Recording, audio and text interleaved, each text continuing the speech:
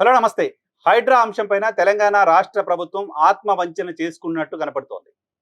హైడ్రా అంశానికి సంబంధించి హైకోర్టు తీర్పు పైన వ్యాఖ్యానించిన ముఖ్యమంత్రి రేవంత్ రెడ్డి కావచ్చు, మంత్రులు శ్రీధర్ బాబు కావచ్చు, ఇతర కాంగ్రెస్ పార్టీకి సంబంధించిన నాయకులు మాట్లాడుతున్న మాటలు చూసినప్పుడు అదే అనిపించింది.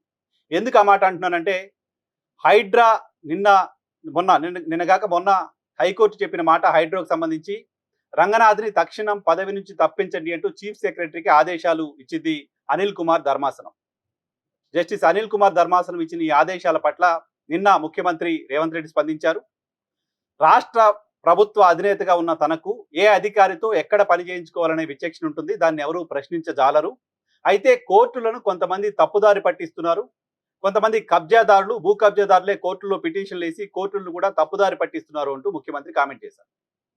నిన్న ముఖ్యమంత్రి కామెంట్ చేసిన తర్వాత నిన్నే మళ్ళీ 2 అంశాలపైన హైకోర్టులో విచారణ జరిగింది. ఈ విచారణ సందర్భంగా మరొకిద్దరు న్యాయమూర్తులు కూడా హైడ్రా పైన అంతకుముందు జస్టిస్ అనిల్ కుమార్ ఏ తరహా వ్యాఖ్యలైతే చేశారో అదే తరహా వ్యాఖ్యల్ని జస్టిస్ శ్రవణ్ కుమార్ అలాగే విజయ్ సేన్ అదే తరహా వ్యాఖ్యలు చేశారు. హైడ్రా పరిధి దాటుతోంది, ప్రైవేటు వ్యక్తుల భూముల్లోకి వచ్చి అవి హైడ్రా భూములంటూ బోర్డులు పెడుతోంది అంటూ ఈ ఇద్దరు న్యాయమూర్తులు కూడా నిన్న వ్యాఖ్యానించారు. సో ఈ ఇద్దరు న్యాయమూర్తుల వ్యాఖ్యలపైన కూడా బహుశా రాష్ట్ర ప్రభుత్వం, ముఖ్యమంత్రి కోర్టుల్ని తప్పుదారి పట్టించారు కబ్జాదారులు అని అంటారేమో, అదే భావంతో ఉంటారేమో. కానీ ఎవరు తప్పుదారి పడుతున్నారు, ఎవరు తప్పుడు దారిలో వెళ్తున్నారో రాష్ట్ర ప్రభుత్వం ఆలోచన చేసుకోవాల్సిన అవసరం ఉంది. నిజంగానే కోర్టుల్ని ఎవరైనా తప్పుదారి పట్టిస్తే రాష్ట్ర ప్రభుత్వానికి సంబంధించిన అడ్వకేట్లు, రాష్ట్ర ప్రభుత్వానికి సంబంధించిన మొత్తం లీగల్ టీము ఏం చేస్తోంది? 60 సార్లకు పైగా హైడ్రా చీఫ్ గా ఉన్న రంగనాథ్ కోర్టు ధిక్కరణలకు పాల్పడాల్సిన అవసరం ఎందుకు వచ్చింది?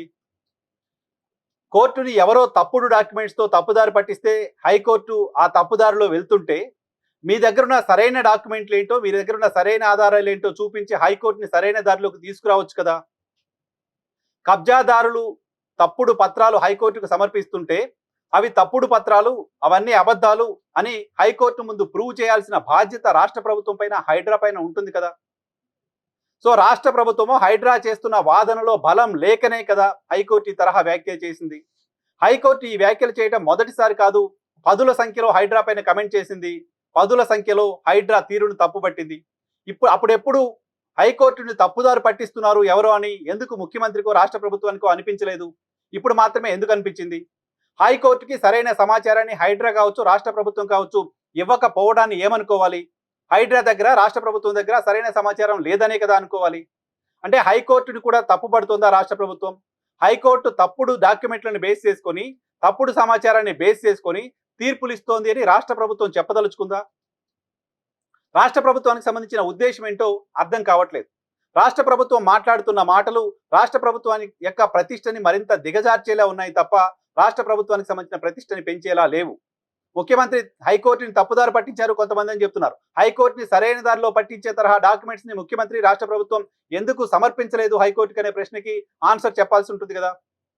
60 సార్లకు పైగా కబ్జాదారులు హైకోర్టుని తప్పుదారి పట్టిస్తుంటే ఒక్కసారి కూడా హైడ్రా అద్భుతంగా పనిచేస్తోంది, హైడ్రా బేష్ అని హైకోర్టు వ్యాఖ్యానించని పరిస్థితిని ఎందుకు చూస్తున్నాం?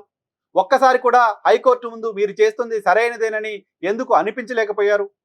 ప్రైవేట్ వ్యక్తుల ప్రాపర్టీలోకి వెళ్ళి బోర్డులు ఎందుకు పెడుతున్నారు అంటూ హైకోర్టు అడుగుతున్న ప్రశ్నకు సమాధానం ఏంటి? హైకోర్టు కేవలం కామెంట్ చేసి వదిలేయటం మాత్రమే కాకుండా 9 తలల విషసర్పంలా తయారైంది హైడ్రా లాంటి కామెంట్ చేయాల్సిన పరిస్థితి ఎందుకు వచ్చింది? కోర్టు ధిక్కరణ కూడా సాధారణ విషయమేనని సమర్థించుకునే ప్రయత్నం ప్రభుత్వంలోని కొంతమంది చేయడం మరింత ఆశ్చర్యం కలిగించింది. ఒక రాష్ట్ర ప్రభుత్వం, చట్ట ప్రకారం నడవాల్సిన ప్రభుత్వం, చట్టాలని గౌరవించాల్సిన ప్రభుత్వం, చట్టాలని కాపాడాల్సిన ప్రభుత్వం, చట్టాలు చేసే మనుషులు మేము కోర్టు ధిక్కరణ చేస్తే తప్పేం లేదు తరహా వ్యాఖ్యలు చేయడం విస్మయం కలిగిస్తోంది. అంతేకాదు ముఖ్యమంత్రి మరొక మాట మాట్లాడారు నిన్న. కొంతమంది సోషల్ మీడియాలో తప్పుడు ప్రచారం చేస్తున్నారు హైడ్రా గురించి అని. హైడ్రా గురించి ఎవరో కొంతమంది, కొన్ని పార్టీలు తప్పుడు ప్రచారం చేస్తే ఆ తప్పుడు ప్రచారమే అంత పాపులర్ అయిపోయి ప్రభుత్వాన్ని ఇబ్బందులు పెడుతుంటే, ప్రభుత్వంగా మీరెంత మంచి ప్రచారం చేయొచ్చు? ప్రభుత్వానికి చాలా సోర్సెస్ ఉంటాయి, ఇన్ఫర్మేషన్ డిపార్ట్మెంట్ ఉంది. సో ప్రభుత్వం మంచేదో చెడేదో చెప్పడానికి సంబంధించిన అవకాశం ఉంటుంది. అది ఎందుకు ప్రభుత్వం చేయలేకపోతుంది? హైడ్రా విషయంలో మొండిగా ముందుకు వెళ్లే ప్రయత్నం చేయడం ద్వారా ప్రజలకి దూరం అవుతున్నాం అనే విషయాన్ని ఒకసారి రాష్ట్ర ప్రభుత్వం ఆలోచన చేయాల్సిన అవసరం ఉంది. తప్పుదారిలో వెళ్తోంది హైకోర్టా, తప్పుదారిలో వెళ్తోంది, హైడ్రానా అనే చర్చ వచ్చినప్పుడు మెజారిటీ ప్రజలు హైడ్రానే తప్పుదారిలో వెళ్తుంది అనుకుంటున్నారు తప్ప హైకోర్టు తప్పుదారిలో వెళ్తుందని ఎవరు అనుకోవట్లేదు. అందుకే హైకోర్టు ఆ మాట మాట్లాడిన తర్వాత రంగనాథ్ విషయంలో రాష్ట్రంలో చాలా చోట్ల సంబరాలు జరుపుకున్నారు. రాష్ట్రంలో చాలా చోట్ల స్వీట్లు పంచుకున్నారు, టపాసులు కాల్చుకున్నారు. సో ఆ స్థాయిలో రిలీఫ్ ఫీల్ అయ్యారు హైదరాబాద్ చుట్టుపక్కల ప్రజలు రంగనాథ్ విషయంలో హైకోర్టు తీర్పు చూసిన తరువాత. సో హైడ్రా ఏం మంచి చేసిందో ఒకటి రెండు ఎగ్జాంపుల్స్ రాష్ట్ర ప్రభుత్వం చెప్తోంది. హైడ్రా మంచి చేసి ఉండొచ్చు, కానీ హైడ్రా వల్ల జరిగిన నష్టం, హైడ్రా వల్ల జరిగిన విధ్వంసం, హైడ్రా వల్ల హైదరాబాద్లో జరిగిన రియల్ ఎస్టేట్ సెంటిమెంటు, ఇవన్నీ హైదరాబాద్కు సంబంధించిన ప్రజలంతా ఎక్స్పీరియన్స్ చేస్తున్నారు.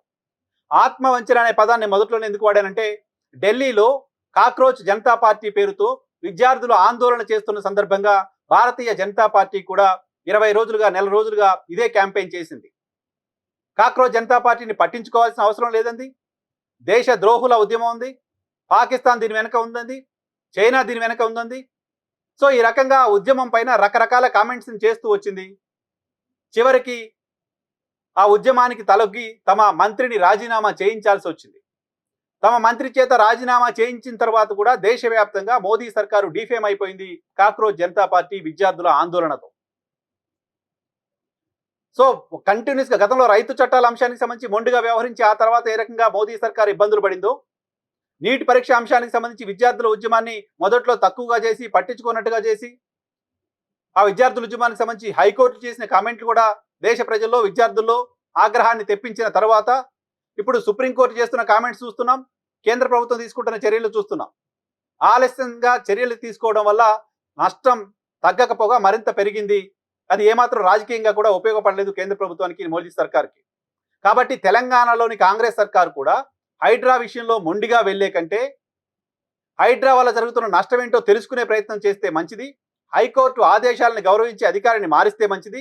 కోర్టు ధిక్కరణలకు పాల్పడకుండా జాగ్రత్తలు పడాల్సిన అవసరం ఖచ్చితంగా ఉంది. అదే సమయంలో కోర్టుని తప్పుదారి పట్టిస్తున్న వాళ్ళ దగ్గర ఉన్న తప్పుడు డాక్యుమెంట్స్ ఇవి అని ప్రజల ముందు పెట్టండి. మీరు చట్ట ప్రకారం చేస్తున్నది ఏంటో కూడా ప్రజలకి చెప్పండి, హైకోర్టు ముందు ఉంచండి. మీరు అనుకున్నట్లు హైకోర్టే తప్పుడు దారిలో వెళ్తుంటే దాన్ని సరైన దారిలో పెట్టండి. మీ దగ్గర ఉన్న డాక్యుమెంట్స్ ద్వారా, మీ దగ్గర ఉన్న ఎవిడెన్స్ ద్వారా మీరు ఏ రకంగా చట్టబద్ధంగా హైడ్రాని ప్రజల మీద, హైదరాబాద్ మీద వదిలేరో చెప్పడం ద్వారా. అలా కాకుండా ఇటువంటి కామెంట్స్ ఎవరు ప్రభుత్వాన్ని ప్రశ్నించినా, ఎవరు ప్రభుత్వానికి సరిగ్గా వెళ్ళట్లేదు, ఇక్కడ తప్పు జరుగుతుందని చెప్పినా వాళ్ళని ప్రభుత్వానికి వ్యతిరేకులుగా చూసే ప్రయత్నం చేస్తూ వస్తే, అది రాజకీయ పార్టీలను అటువంటి వ్యతిరేకులుగా మీరు చూస్తే పర్వాలేదు, జర్నలిస్టులని అటువంటి వ్యతిరేకులుగా మీరు చూస్తే పర్వాలేదు. ఇంకా ఎవరైనా ప్రభుత్వానికి ప్రశ్నిస్తే, కొంతమంది ఇటీవల రిటైర్ ఇంజనీర్ మాట్లాడితే రిటైర్ ఇంజనీర్లు కూడా వాళ్ళ గురించి మీరు మాట్లాడిన మాటలు తెలంగాణ ప్రజల ముందు ఉన్నాయి. వీళ్ళందరినీ ఒకే ఘాటిని కడుతూ అదే సమయంలో హైకోర్టు కామెంట్ చేస్తే హైకోర్టును కూడా అదే తరహాలో తమ శత్రువుగానో ప్రతిపక్షంగానో ప్రభుత్వం చూస్తుంది తరహా ఇంప్రెషన్ ప్రభుత్వానికి సంబంధించిన పెద్దల మాటల్లో ధ్వనించడం రాష్ట్ర ప్రభుత్వానికి ఏమాత్రం మంచిది కాదు. కాబట్టి తప్పుదారిలో వెళ్తుంది ఎవరు? రాష్ట్ర ప్రభుత్వం ఆత్మ పరిశీలన చేసుకోవాలి. ఆత్మ పరిశీలన చేసుకోకుండా ముందుకెళ్లడం ఖచ్చితంగా ఆత్మ వంచనే అవుతుంది.